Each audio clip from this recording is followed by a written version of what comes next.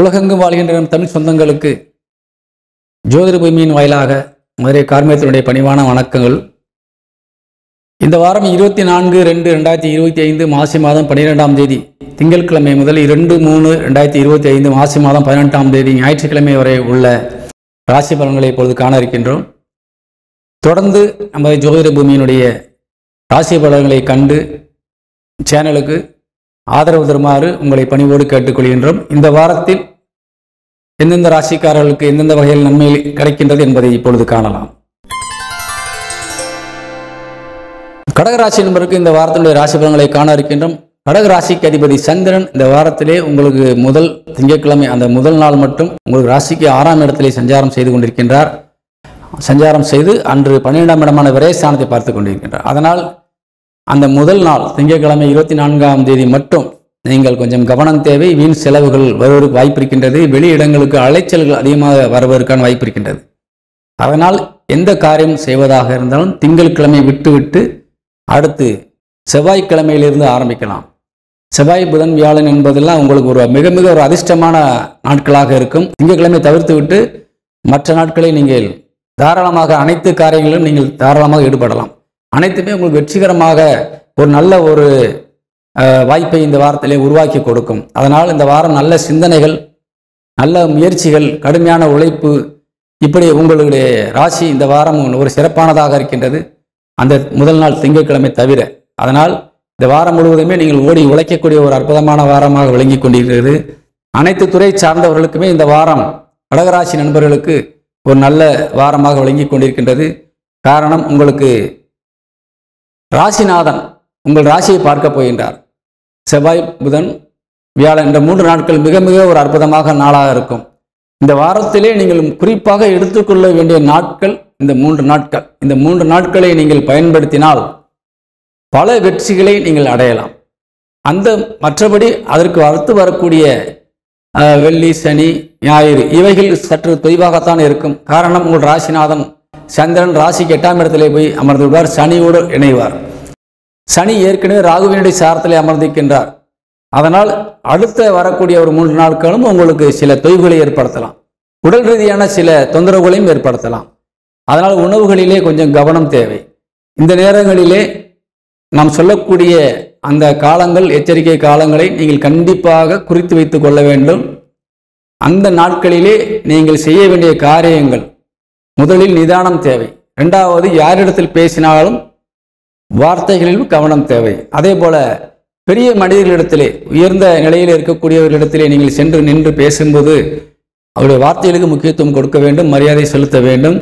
நீ என்ன சொல்றான கேட்கறது என்ற வகையிலே நீங்கள் நடந்து கொண்டால் அதற்கு ஒரு சரியான விளைவுகள் உடனடியாக கிடைத்துவிடும்.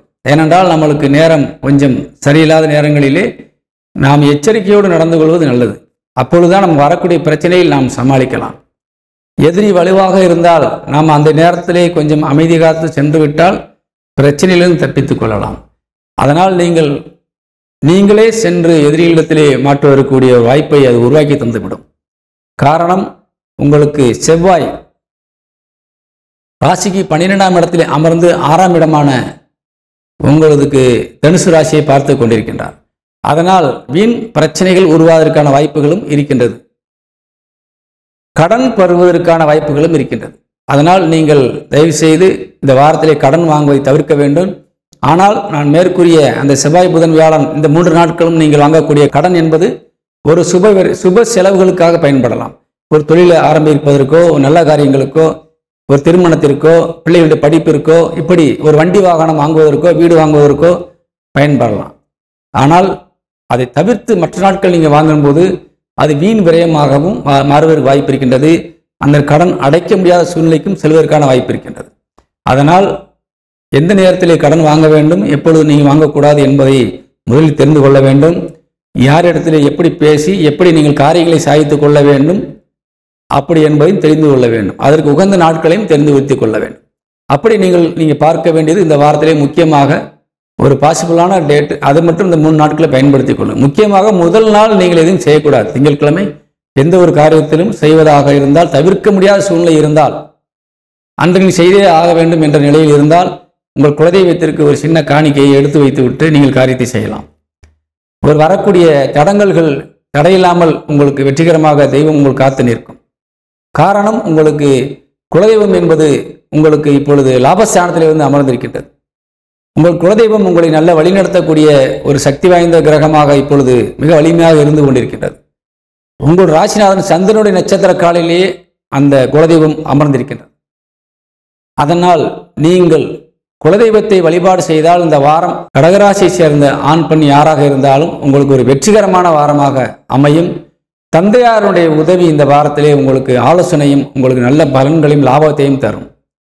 தாயார் வகையிலே உங்களுக்கு எதிர்பார்த்த காரியங்கள் சில தள்ளி போகலாம், தடைகளாக கூட இருக்கலாம்.